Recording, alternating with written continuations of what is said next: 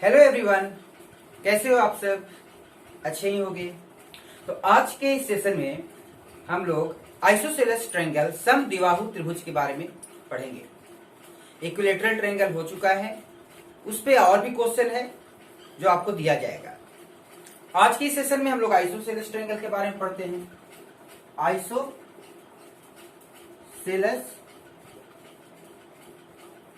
Triangle मतलब होता है समद्विबाहु त्रिभुज। चलिए, जैसा कि ये नाम में ही है कि समद्विबाहु मतलब समद्विबाहु। सम मतलब बराबर, पिछले ही क्लास में मैं बताया था, मतलब इक्विलैटरल ट्रायंगल के क्लास में। द्वि मतलब दो और बाहु मतलब भुजा।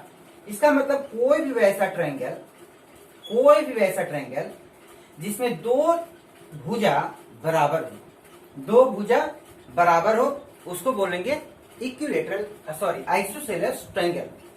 ए बी और सी में क्या बराबर है बताओ? ए बी बराबर है किसका? एसी का। बात समझ पा रहे हो? ए बी बराबर है किसका? एसी का। अब आप देखो, ए बी बराबर एसी का तो हो गया क्या? समद्विबाहु त्रिभुज।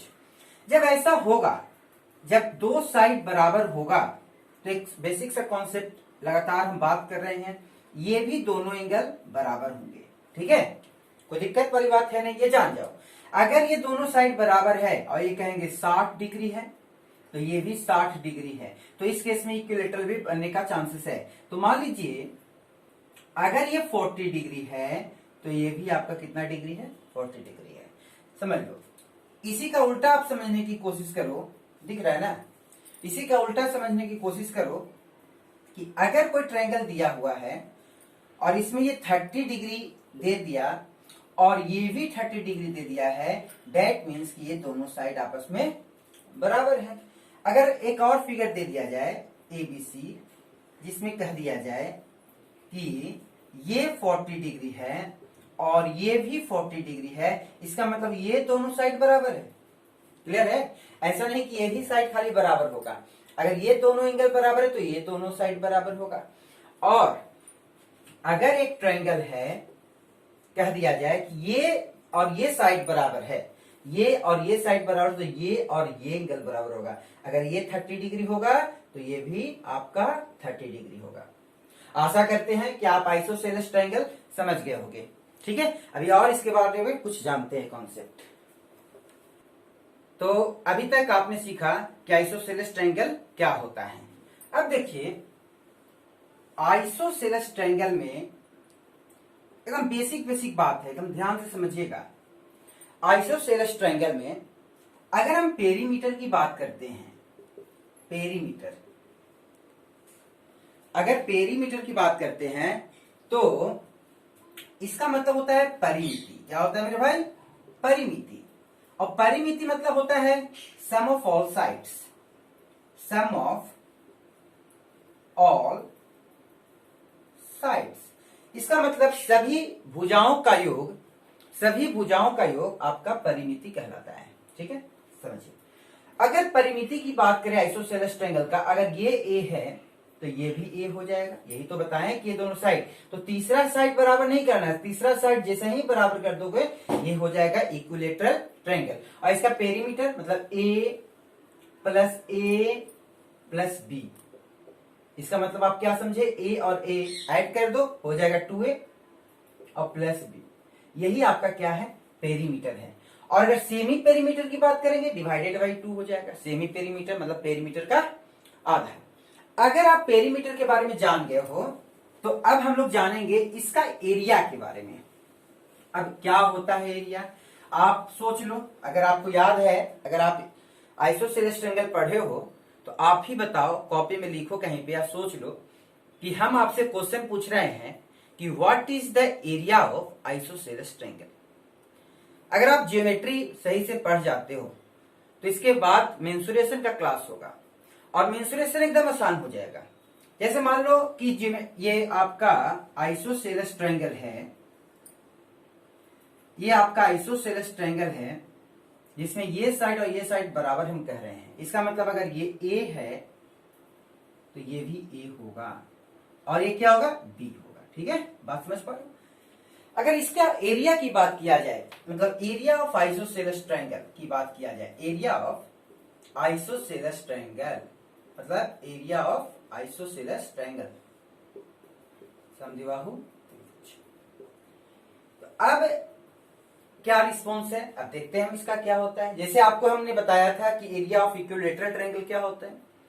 ठीक है, जैसे ही हम पूछ रहे हैं क्या होता है, तो आप अगर वीडियो देख रहे हो, ठीक है, तो आप ये सोचना स्टार्ट कर दो कि सर ने बोला what is the area of equilateral triangle, तो आपके मन में आना चाहिए कि √3/4 अगर अभी हम बोले कि एरिया ऑफ समद्विबाहु त्रिभुज मतलब आइसोसेलेस ट्रायंगल क्या होता है, अगर आप एरिया जानते हो इसका तो कहीं पे लिख लो। ठीक है, चलिए देखिए, अब इसका एरिया निकालने की कोशिश करते हैं।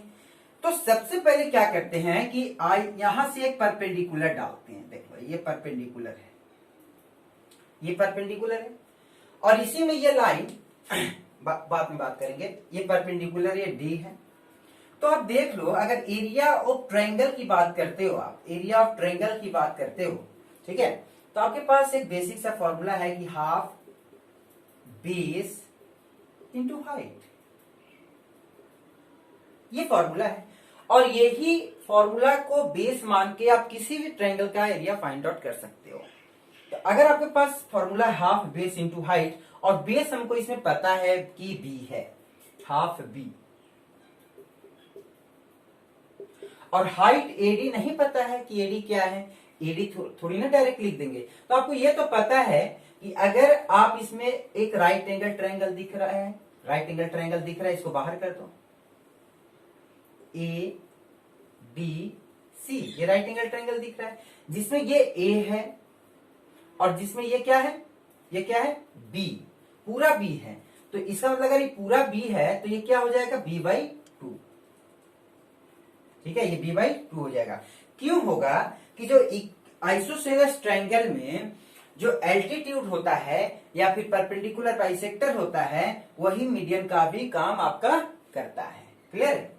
तो अगर आपको एडी निकालना है, मतलब एडी का मान लो ये एच है, अगर आपको एच निकालना है तो आपको देना पाइथागोरस थ्योरम, यहां तक आ रहा है ना, यहां तक पाइथागोरस थ्योरम लगाना पड़ेगा। तो देखो a², ठीक है, इक्वल टू क्या हो जाएगा, h² माइनस b²/4, यही तो हुआ, कर्ण का स्क्वायर और दोनों का स्क्वायर का जोड़, दोनों का स्क्वायर का योग। हमको से h² निकालना है, तो a² माइनस b²/4 हो जाएगा। कैलकुलेट कर दो यार, h² इक्वल टू क्या हो जाएगा, 4a² माइनस b²/4, और h निकालना है तो क्या हो जाएगा, √4a² माइनस b²/2। अरे बात समझ पाए? ठीक है, अभी हम सिर्फ ये बताएं कि एडी जो परपेंडिकुलर होगा वही मीडियन भी होगा। तो हम आइसोसेलेस ट्रायंगल में angle bisector, altitude, median, incentre, circumcentre, orthocentre, centroid, सभी के पोजीशन के भी बारे में हम लोग जानेंगे। ठीक है, यहीं पे तो इंपॉर्टेंट है ज्योमेट्री में। तो हाफ बेस हाइट आ गया, कितना आ गया बताओ, 4a² माइनस b²/2, बस। तो हो गया क्या, अच्छा से लिख तो, b2 दूनी 4, b/4 √4a² माइनस b², आपका यही हो गया एरिया ऑफ आइसोसेलेस ट्रायंगल। तो area of isosceles triangle find out हो गया, क्या आ गया formula, b/4 √4a² minus b²। और आप देखो कि एरिया ऑफ इक्विलैटरल ट्रायंगल बहुत बच्चों को जानकारी होता है, लेकिन एरिया ऑफ आइसोसेलेस ट्रायंगल बहुत कम। तो एरिया ऑफ आइसोसेलेस ट्रायंगल क्या होता है, b/4 √4a² माइनस b²। तो अब इसके बाद हम लोग आइसोसेलेस ट्रायंगल का कुछ और कॉन्सेप्ट जानने का प्रयास करेंगे। तो अब हम लोग देखते हैं कि आइसोसेलेस ट्रायंगल में कुछ और कॉन्सेप्ट, देख लो, छोटा छोटा कॉन्सेप्ट तो अपना निकालने का है यार। ये आइसोसेलेस ट्रायंगल है, अभी आपने इसमें यही जाना है कि इसका एरिया क्या होता है, इसका एरिया क्या होता है, इसका पेरीमीटर क्या होता है, और एंगल के बारे में भी हम लोग जाने। ठीक है, ये दोनों एंगल भी आपस में बराबर होता है। अब आप देखो, अगर एक राइट एंगल ट्रायंगल हम लेते हैं, एक राइट एंगल ट्रायंगल लेते हैं, ठीक है, जिसमें ए बी सी, मतलब ये जो राइट एंगल ट्रायंगल है इसको बोलते हैं आइसोसेलेस राइट एंगल ट्रायंगल, ठीक है, इसको क्या बोलते हैं, आइसोसेलेस राइट एंगल ट्रायंगल। तो आइसोसेलेस राइट एंगल ट्रायंगल में ये दोनों आपस में बराबर होंगे, क्लियर, ये दोनों आपस में बराबर होंगे। तो क्या रिलेशन है, अब देखो क्या रिलेशन बनता है, आपसे यहां से A C square equal to लिख सकते हो A B square plus B C square, ये तो लिख ही सकते हो पाइथागोरस थ्योरम से। A C square equal to क्या हो जाएगा, A B square, A B square को तुम लिख सकते हो बी सी स्क्वायर, क्योंकि ए बी और बी सी आपस में बराबर है, यहाँ पे लिख सकते हैं ए बी जो है बी सी आपस में क्या है, बराबर है। तो ए बी को लिखेंगे बी सी स्क्वायर और बी सी स्क्वायर पहले से भी है बी सी स्क्वायर, तो ए सी स्क्वायर इक्वल टू क्या हो जाएगा, 2bc स्क्वायर।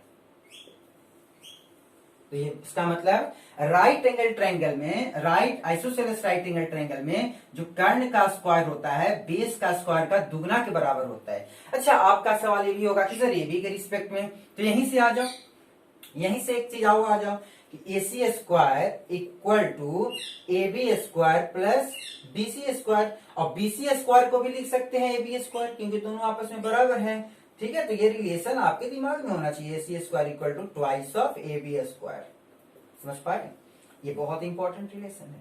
और ये सब रिलेशन छोटी छोटी हैं लेकिन जानना बहुत जरूरी है। थोड़ा और कुछ जानते हैं हम लोग, तो अब हम लोग जानेंगे कि अगर एक आइसोसेलेस ट्रायंगल, ये सब सबका नोट्स बनाते जाना अगर पढ़ रहे हो तो, ए बी सी में अगर हम यहां से एक एंगल बाइसेक्टर ड्रा करते हैं, ये एंगल बाइसेक्टर देख लो, ये क्या है, एक एंगल बाइसेक्टर है, ये क्या है, एक एंगल बाइसेक्टर है, ठीक है। एडी क्या है, बहुत इंपॉर्टेंट है, इसको तो एकदम मन में रखिएगा, बहुत बार एग्जाम में इस पे क्वेश्चन पूछेगा कि एडी एक एंगल बाइसेक्टर का काम कर रहा है, एंगल बाइसेक्टर का क्लास देख लो तब समझ में आएगा यार, ये नहीं कि आज बैठे क्वेश्चन समझ में नहीं आएगा तो कहोगे सर समझ में नहीं आ रहा है। इससे पहले जितना क्लासेस आपको हम बताएं सब कर लो। तो एंगल बाइसेक्टर के क्लास में भी हम बताए थे, अगर एक एंगल बाइसेक्टर है तो इसमें एक रिलेशन है, और ये लाइन इस लाइन के बराबर है, तो इसमें रिलेशन है कि A B by A C equal to B D by D C, ये क्लास किया गया। अब ये प्रूफ करके मैं आपको बताया था कि ये लाइन ये कैसे आता है, ठीक है। अगर आप रेगुलर क्लास कर रहे हो और ज्योमेट्री में आपका इंटरेस्ट डेवलप कर रहा है तो अच्छी बात है। A B by A C equal to B D by D C, ये भी एक इंपॉर्टेंट कॉन्सेप्ट है, प्रूफ हम दे दिए पहले क्लास में, एंगल बाइसेक्टर की क्लास में आप इसका प्रूफ जाके देख सकते हो, ठीक है। चलिए आपको एक क्वेश्चन करते हैं आइसोसेलेस ट्रायंगल पे। क्वेश्चन करने के पहले कुछ बातें जानते हैं। अगर एक फिगर है, इस फिगर के बारे में समझिए, काफी इंपॉर्टेंट फिगर है। अगर ये ए बी सी है और इसमें ये एक लाइन है, मान लो ये सी ये है और ये डी है, कोई भी कहीं भी आप ए बी सी कुछ भी मान सकते हो यार, कोई परेशानी की बात है नहीं। और इसमें कह रहा है, इसको थोड़ा और ऐसे कर दो, इसमें थोड़ा सा इसको ऐसे कर दो यार, ऐसे देखिए ध्यान से आप देखिएगा, अगर यहाँ पे सी है और ये बीसी जो है एडी के बराबर है, इस फिगर में आप ये फिगर काफी इंपॉर्टेंट है, बीसी जो है एडी के बराबर है, बीसी जो है एडी के बराबर है, तो क्या है, तो इसका मतलब ये क्या है, isosceles with in isosceles, isosceles with in isosceles, ये काफी इंपॉर्टेंट है, इसमें बहुत क्वेश्चन पूछता है, मतलब समद्विबाहु त्रिभुज के अंदर समद्विबाहु। अब देखो इसको समझो, अगर ये दोनों साइड बराबर है, ये एकदम याद रखना, ये दोनों साइड बराबर है, तो इसका मतलब समद्विबाहु त्रिभुज के अंदर समद्विबाहु त्रिभुज का केसेस है। मान लो ये 2x, मान लो पहले हम एज्यूम करते हैं, ध्यान दीजिएगा, एज्यूम किया गया कि ए बी डी एक आइसोसेलेस है, समझिए ए बी डी एक आइसोसेलेस ट्रायंगल, इसको प्रूफ भी कर देंगे, टेंशन मत लेना कि कैसे एक आइसोसेलेस के अंदर एक आइसोसेलेस का फिगर है ये। और A B D isosceles triangle है, ठीक है, जिसमें मान लो कि ये साइड ये ए डी और ए बी बराबर है, तो कह सकते हैं क्या, अगर ये 2x है तो ये भी कितना होगा, ये भी 2x होगा। बात समझ पाए। अगर ये 2x क्यों माने सर, अगर हम 2x के जगह पे हम x भी कर सकते हैं, कोई वैसा इशू है नहीं।